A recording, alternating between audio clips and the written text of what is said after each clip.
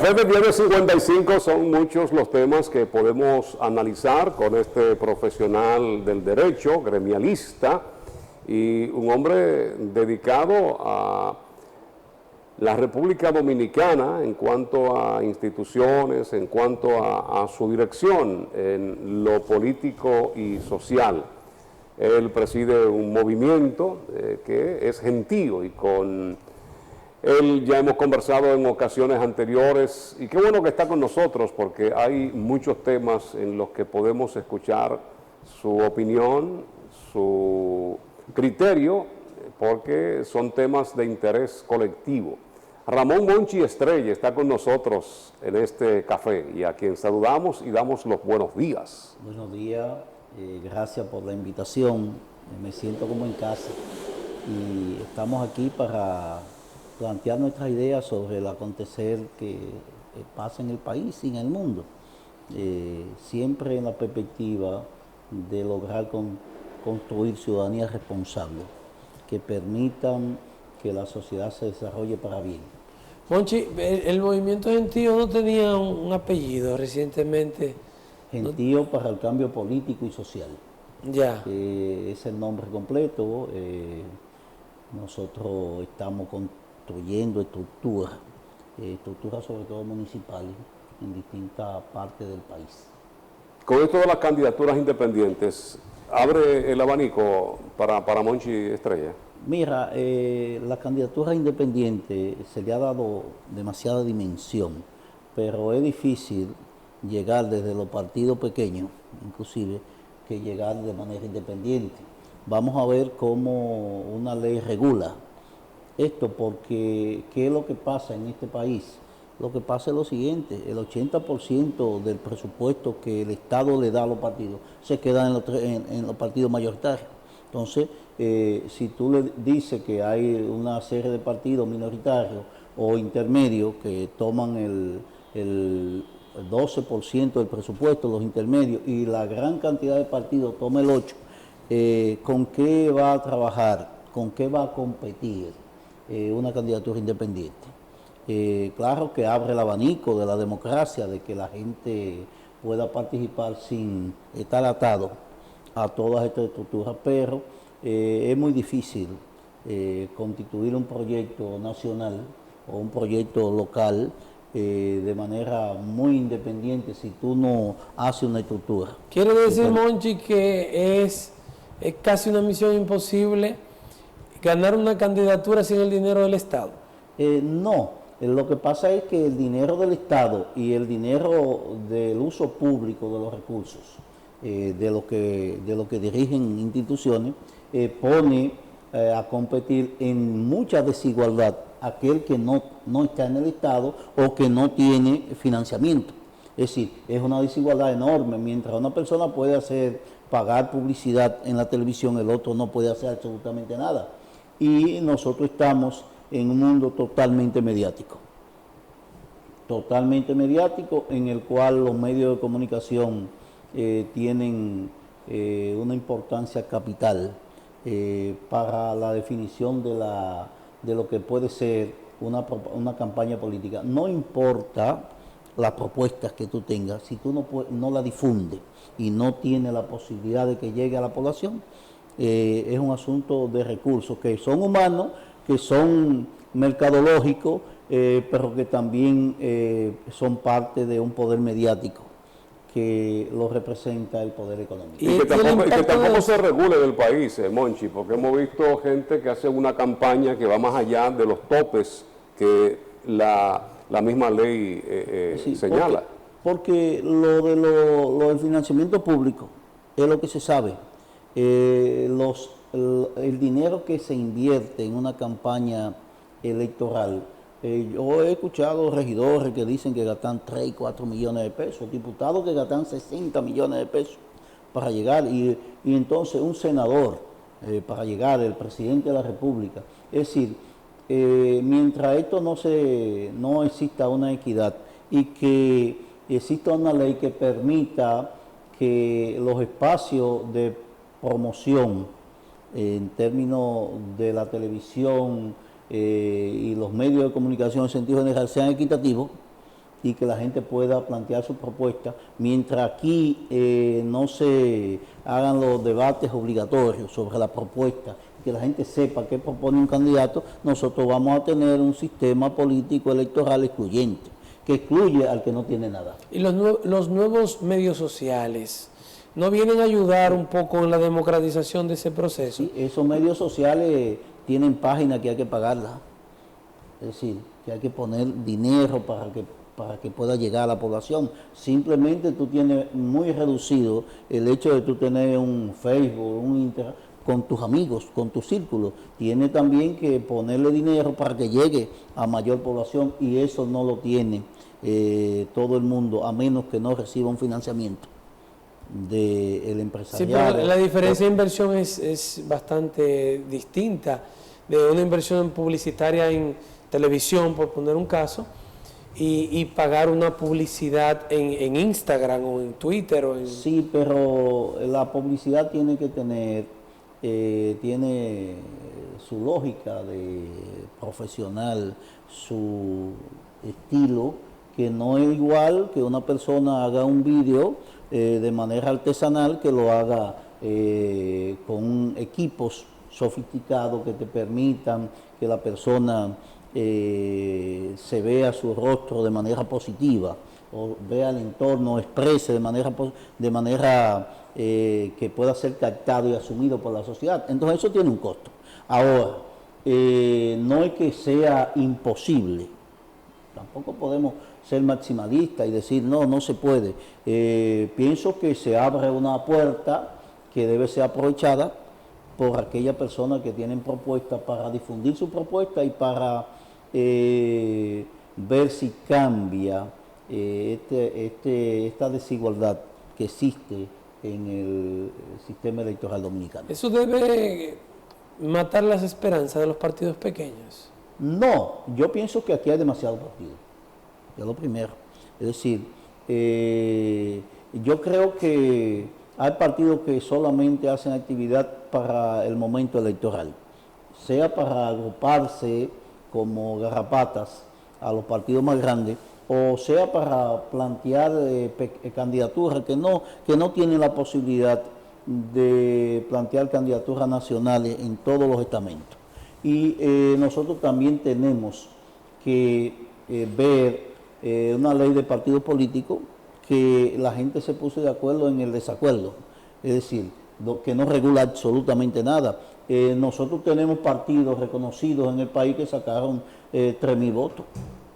3.000 votos que lo sacó un candidato a regidor, que lo sacó un candidato a diputado, y a nivel nacional están reconocidos porque fueron aliados a una estructura política más grande. Entonces eso no puede ser. Es decir, si un partido históricamente va aliado a otro, debiese fusionarse, y la ley electoral debiera obligarlo a fusionarse. Nosotros tenemos un sistema de partidos como el mexicano, por ejemplo, que aquel partido que no saca el 3% de los votos a nivel federal, entonces, y lo sacó en un municipio, en un estado, entonces se queda como un partido local, y nada más tiene su ámbito de participación en esa localidad. Pero aquí no, aquí la regla es un partido sacó 1.000 y pico de votos en las elecciones de 2020, y el Tribunal Constitucional determinó que ese partido debía ser reconocido porque fue aliado a otro partido, aunque no adquirió ninguna representación en esa alianza. Entonces, así no. Vamos a recibir a Xiomara, hacer un paréntesis con el Café Santo Domingo y celebrar la vida, celebrar por los años, por la salud, por la familia. Xiomara está de cumpleaños. Xiomara Fernández, parte integral. Xiomara, salud, gozo y larga vida. ¿Por qué te vas tan rápido, Xiomara? Xiomara ya tiene 35 años aquí compartiendo con nosotros el programa, y comenzó bien tempranito ella, sus labores en Induán y Café Santo Domingo. Xiomara es parte de este espacio, ya la gente cuando no la ve nos pregunta. Ella siempre llena de ese espíritu de servicio y esa actitud. Señores, Xiomara, ustedes no tienen esa oportunidad que nosotros de cada mañana encontrarla con una hermosa sonrisa, independientemente de cómo esté el mundo y la vida. Así que celebramos por la vida de Xiomara. A la salud. Debiera regularse el límite de las veces que se alía un partido minoritario a uno grande. Muchas veces esos votos que nosotros vemos, Monchi, no son de ese partido, es porque está la figura del candidato presidencial al que están apoyando y la gente muchas veces pues, marca la cara del candidato presidencial sin importar el partido que sea. Y muchas veces esos partidos se atribuyen esos votos que realmente no le corresponden. ¿Debería esto también tomarse en consideración? Obligatoriamente debiese un partido que en 2 ocasiones, o máximo 3 ocasiones, participa aliado con otro partido y no va en ninguna parte del país, no tiene representación propia, no puede. Y además, cuando en términos ideológicos se sabe que son expresiones del mismo litoral, porque nosotros tenemos agrupaciones de partidos que uno desde previamente sabe, estos van a ir junto con el oficialismo, estos van a ir con la oposición. Entonces, nosotros no podemos tener tantas boletas electorales cuando esos conglomerados piensan de manera igual. ¿Qué es lo único que buscan? Hacer campaña en las actividades de los partidos grandes, pedirle favores para que voten por ellos y después entonces reclamar puestos en el Estado para tener un engranaje sobre todo familiar. Y mantener el reconocimiento de la Junta. Y muchos partidos de lo que tenemos son empresas personales. Son empresas personales que dan mucho dividendo porque administran a su antojo lo que es los fondos que le da la Junta Central Electoral, lo administran a su antojo. Aquí hay una ley que dice que deben gastar un porcentaje en educación, pero eso, ¿cuál es la regulación que se tiene para eso? Cualquier persona puede decir que un encuentro con gente es un asunto educativo, pero no te dan a ti el currículo que enseñan porque no tienen ideología, fundamentalmente. Entonces, una estructura política para ser real tiene que tener su programa, sus métodos organizativos y también tiene que tener ese sello en términos de orientación por dónde debe ir el mundo.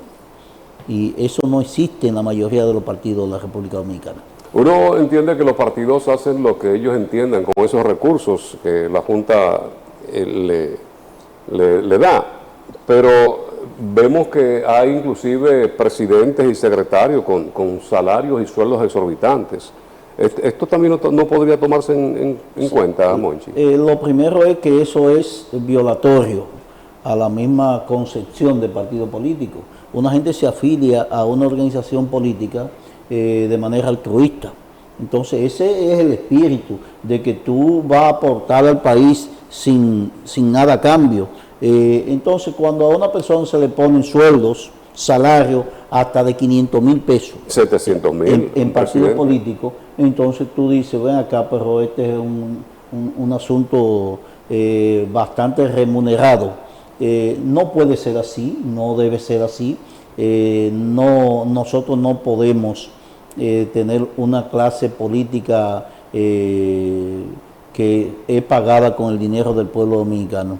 Eso obligatoriamente hay que regularlo y sobre todo, ya que hay un descrédito y hay una crisis del sistema de partidos, porque esa crisis se expresa con el solo anuncio o la sola decisión del Tribunal Constitucional de que pueden haber candidaturas independientes. Hay un hervedero dentro de los partidos y una crítica. ¿Por qué? Porque ellos no tienen confianza en sí mismos, porque ellos han prostituido la actividad política. Y esa prostitución de la actividad política implica que la gente se traspasa de un partido a otro solamente por un asunto de beneficio personal. Monchi, ¿cuál es la filosofía del movimiento gentío? Nosotros somos parte del progresismo de izquierda que se plantea la constitución de una sociedad en la cual no solamente se produzca el crecimiento económico, sino también que ese crecimiento económico sea distribuido entre la población y que se reduzca fundamentalmente la exclusión social. La exclusión social. Así es. ¿Y ustedes tienen algunas líneas programáticas, algunas acciones que desarrollan en ese sentido? Nosotros hemos planteado dos cosas. Si en algo hemos fallado, sobre todo la izquierda y el progresismo en la República Dominicana, ha sido en que en los últimos 30 años, fundamentalmente, 30, 35 años, finales de la década de 80 hasta la actualidad,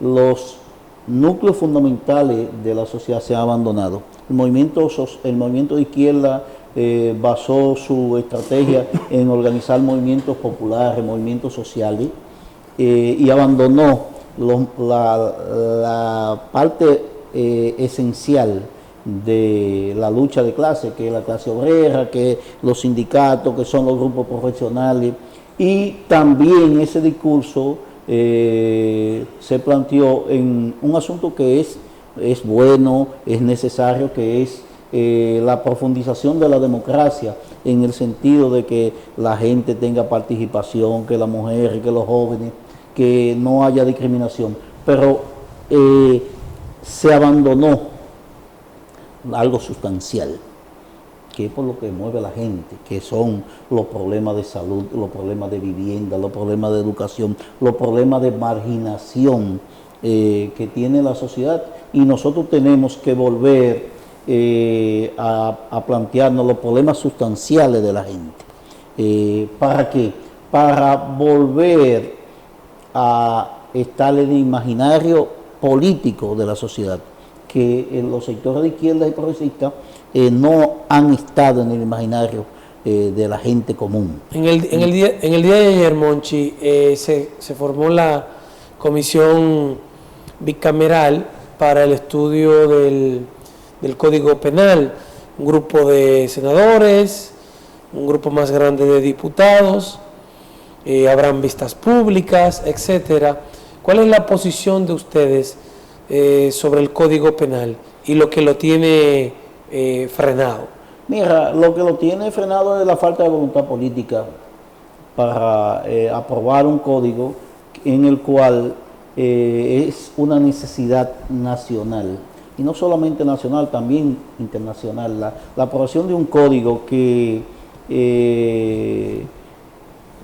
condense todo lo que tiene que ver con todos los ilícitos penales, más cuando la delincuencia le ha ganado la batalla a las autoridades. Hay muchos delitos que son actuales, que tienen que ver con la parte de tecnología virtual, pero también se ha desarrollado mucho la industria del crimen, el sicariato. Sí. Nosotros es alarmante lo que está pasando con la muerte de mujeres a causa de su cónyuge, de su antiguo cónyuge. Entonces, todo esto, el feminicidio, todo esto debe estar incorporado, y nos planteamos temas que son importantes, pero que no son el diario vivir de la sociedad, como el problema del aborto, por ejemplo, que se busca de excusa para no aprobar o para devolver lo que tiene que ver con la aprobación del código, cuando hay asuntos de lógica común. Por ejemplo, hablamos de las 3 causales, no hablamos del aborto permitido, porque eso sería un crimen. Pero cuando una mujer tiene en peligro su vida, ¿qué va a hacer el médico? Lo que hay que demostrarlo científicamente de que eso es así. Cuando la criatura no va a ser viable, o van a ser muerta, o no van a ser. Entonces, ¿qué hacer? o vamos a poner en el peso de los derechos fundamentales el asunto de la dignidad humana, cuando una niña de 12 años, 13 años, queda embarazada de su papá o de su abuelo? ¿Qué decidir en ese tipo de casos? Ya no es un problema de aclamación pública, es un problema de las instituciones que regulan la ley y que regulan el comportamiento humano. Es un asunto inclusive de salud. Y no hay temas que son culturales, Monchi. Por ejemplo, lo del feminicidio. Yo no creo que endureciendo las penas se pueda quizá reducir, sino de que hay que trabajar en otros aspectos. Nosotros planteamos una propuesta que le estamos desarrollando y que la hicimos pública el pasado 8 de marzo, que es, hay que declarar vulnerables a las personas que son víctimas de violencia de género, sexual e intrafamiliar. Hay que declararlas vulnerables, porque ¿qué es lo que pasa? La mujer denuncia un hecho y después el mismo círculo hace que se retracte de lo que denunció. Entonces, si nosotros como país logramos que se haga un anticipo de prueba de manera inmediata, que el agresor o la agresora en determinado caso plantee lo que pasó y no pueda retractarse, y eso sirva para una condena, no es un asunto de endurecimiento de la pena, seguimos con la misma pena, pero los casos van a ser sancionados, independientemente de que se busque un método que permita en la ejecución de la pena más flexibilidad, sobre todo para aquella persona primaria que no lleve consigo la muerte de una persona. Pero la persona tiene que ser condenada, tiene que tener su proceso. No puede ser que una mujer diga, yo no voy a denunciar porque si denuncio lo van a soltar, porque soltan a el que le dio a fulanita o el que le dio a... Porque ese círculo de sentirse culpable después porque intervino la abuela, intervino el papá, intervino el vecino para mediar. Mire que usted tiene sus hijos, que usted tiene su vida hecha de manera común, vamos a perdonar esto. Eso no puede ser. Es por eso que la Procuradora recientemente dijo que de las 17 últimas muertes por causa de hombres a mujeres, 14 no habían reportado denuncias a las autoridades. El reporte de denuncia es mínimo del asunto que sucede entre la familia, es muy mínimo. Es decir, todavía hay temor que se da en un momento en el cual hay una lucha, una naciente lucha por el desmonte de una cultura machista. Es decir, hay un choque en términos cultural, porque antes se denunciaba menos porque había una sumisión del sector femenino al hombre. El hombre era el que proveía el sustento de la casa, la mujer se sentía que no podía vivir sin la dependencia del hombre. Ahora la mujer trabaja, la mujer estudia, entonces eso entra en un choque. La mujer va a centro de diversión, la mujer toma bebidas alcohólicas porque la compra con su dinero, no tiene que estar esperando que el esposo o que el enamorado le dé para eso. Entonces, ese es un choque cultural que debe ser armonizado de manera bien definida, en el sentido de que esa discriminación positiva, porque la existe, por un periodo de tiempo permita que la gente entienda que nosotros somos iguales en derecho y que ya no es el problema de que tú me perteneces a mí, de que yo juré de por vida estar contigo, sino que las relaciones tienen un límite y que ese límite es cuando el otro ya dijo que no. Ramón, vimos la opinión de sectores opuestos al gobierno dominicano en torno a lo ocurrido el pasado domingo en Friusa. Tu movimiento, el que tú encabezas, ¿tiene alguna consideración al respecto? Yo quiero decirle de manera categórica que Haití, el pueblo haitiano, y la República Dominicana, el pueblo dominicano, tienen un enemigo en común.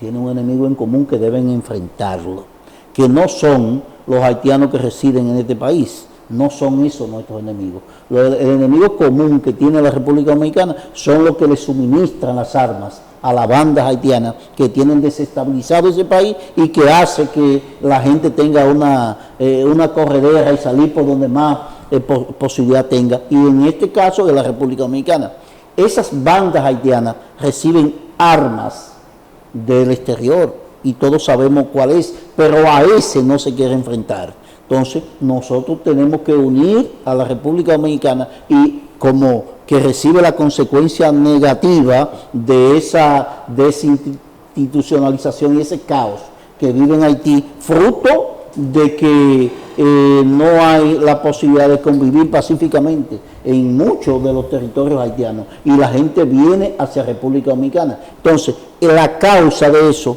es que esas bandas están bien armadas, esas bandas reciben armamento del exterior, de sectores muy poderosos, de una política imperial que permite desestabilizar Haití para que la República Dominicana tenga en su seno una carga y tenga que decidir en futuro la disolución cultural que sea. Pero Haití tiene derecho a ser Haití.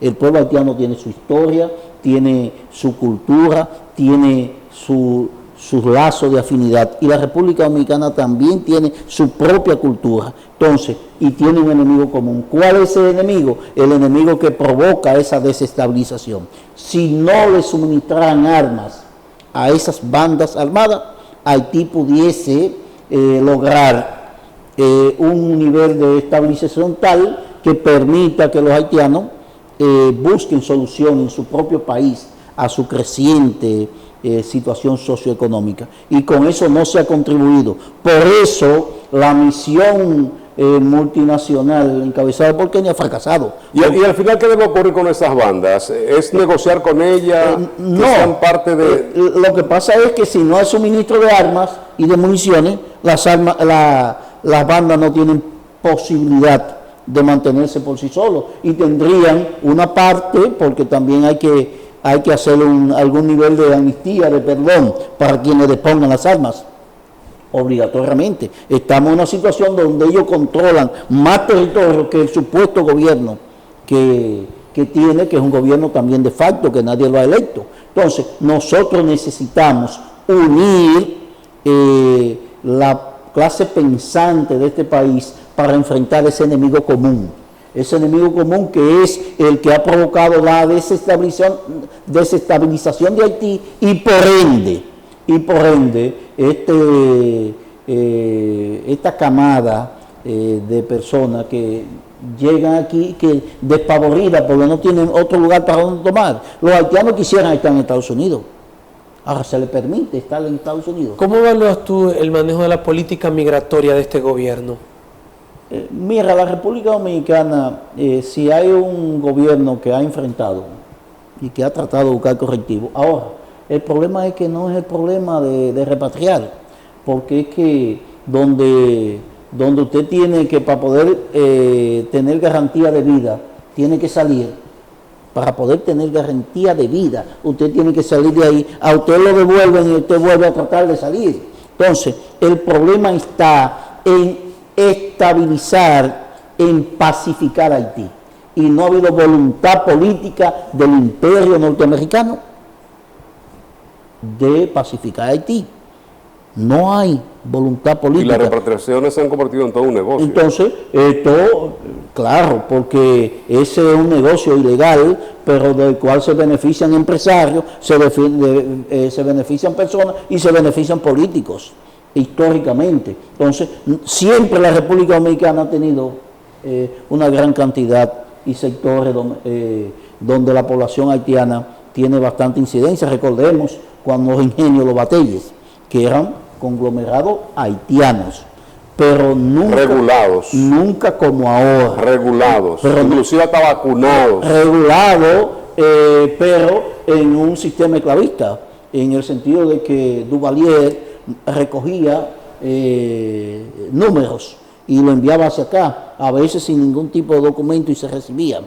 Pero ahora nosotros tenemos este hecatombe de habitantes de Haití que no encuentran solución a su posibilidad de vivir en Haití. Y que nosotros planteamos como gentío, la República Dominicana y la clase pensante de Haití, la comunidad internacional, tiene que poner un stop a el tráfico de armas, fundamentalmente al tráfico de armas. Si no se le suministrara municiones y armamento a esa banda, fueran desarticuladas. Es decir, y una campaña de motivación para que los que están armados entreguen las armas y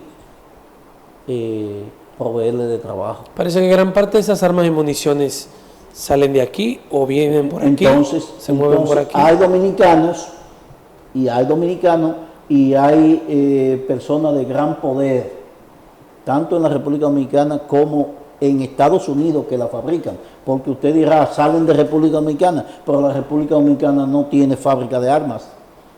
No tiene fábrica de armas, ni tiene barcos para traer grandes cantidades de fusiles, de armamento, porque es que ellos exhiben un tipo de armamento que no lo tiene ni siquiera la misma gente que llevaron de Kenia para enfrentarlo. Entonces, tanto eso que son intermediarios, porque los dominicanos que trafican con armas para Haití son intermediarios, pero los responsables son los que lo fabrican y los que la venden a esos intermediarios para que la lleven a Haití. Sí, hay desde Estados Unidos gente que están alimentando a estas bandas, a estas organizaciones. Y eso tiene... Y no solamente de los robos que puedan hacer y los secuestros que ellos se mantienen. Eso tiene una finalidad política, sí, desde el imperio, claro, que es, y quizás sea la primera vez que nosotros no hemos convencido de eso, tiene que ver con desarticular tanto Haití, que desaparezca como pueblo y como gobierno, como instituciones, y finalmente la carga va a venir, la susunción de todo eso va a caer sobre la República Dominicana, que es el único que tiene frontera terrestre con Haití. No quisiéramos desaprovechar tu presencia, Ramón, Monchi, para hablar de la Cámara de Cuentas. Ya hay 15 preseleccionados, hay las ternas, uno supone ya que la cabeza de cada una de esas ternas serán los próximos miembros de la Cámara de Cuentas. ¿Tú has visto el perfil de cada uno de ellos? ¿Qué tú entiendes? ¿Cuál es tu parecer? Mira, lo primero es que la Cámara pasada, o que va a salir,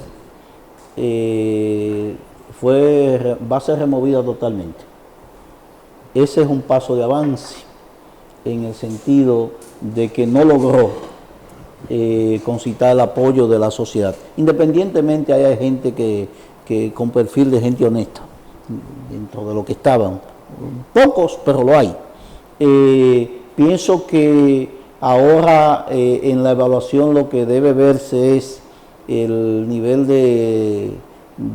de transparencia, el nivel de visión que tenga cada postulante para hacer de una Cámara de Cuentas que permita auditar con bastante seriedad lo que son los fondos públicos de este país y presentar a tiempo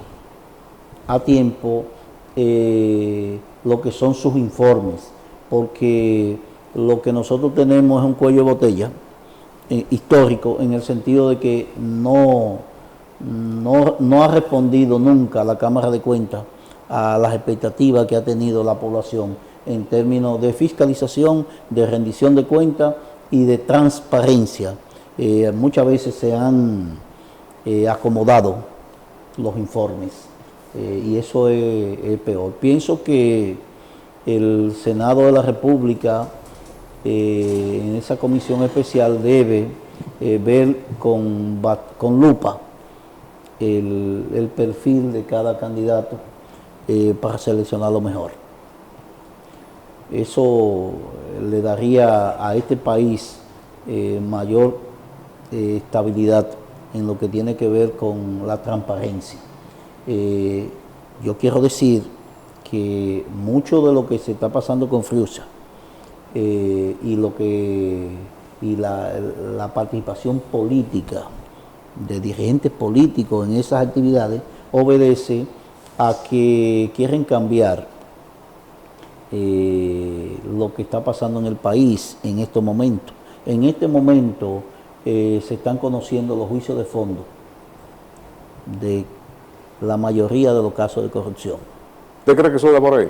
Sí, es una estrategia también para sacar del debate ese problema y meter otro.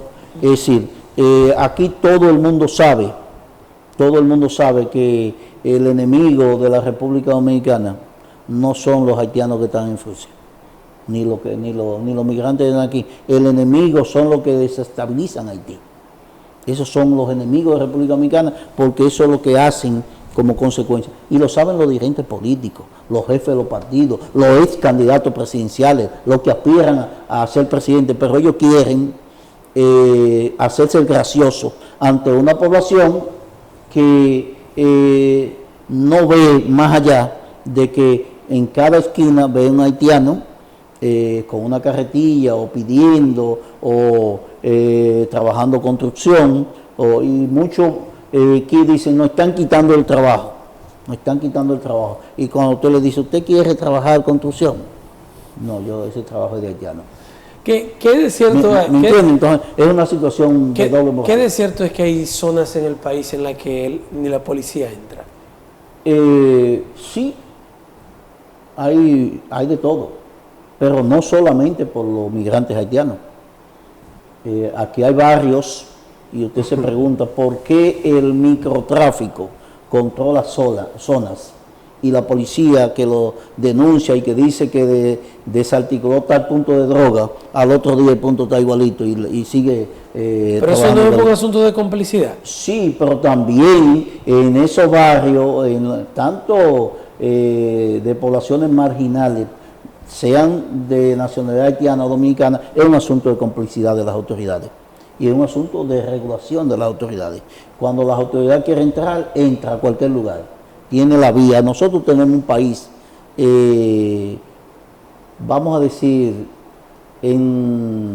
institucionalizado, en el cual el uso de los recursos logísticos de nuestra Policía Nacional y de nuestra Fuerza Armada lo tienen para entrar a cualquier lugar. Si no entran porque ellos no quieren. Es igual que decirte, cada crimen que no se le busca solución en este país es porque hay una debilidad en la investigación, no porque no hay la posibilidad de investigarlo y de someter a los responsables. Cuando se quiere, se puede.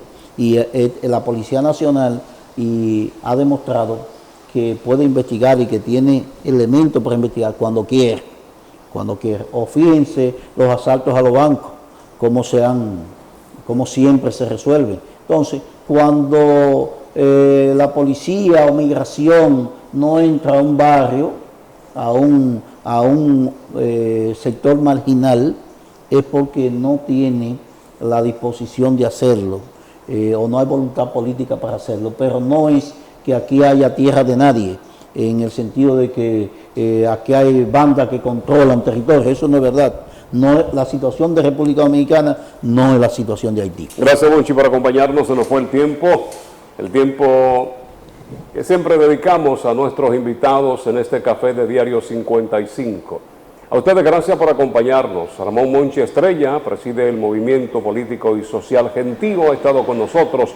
En nombre de Lenis Tejada Betancur, Adalberto de León en la producción general, Fran Rodríguez y los que somos partes de las mañanas en el 55, nuestro agradecimiento por la sintonía. A las 10 el programa Buen Día.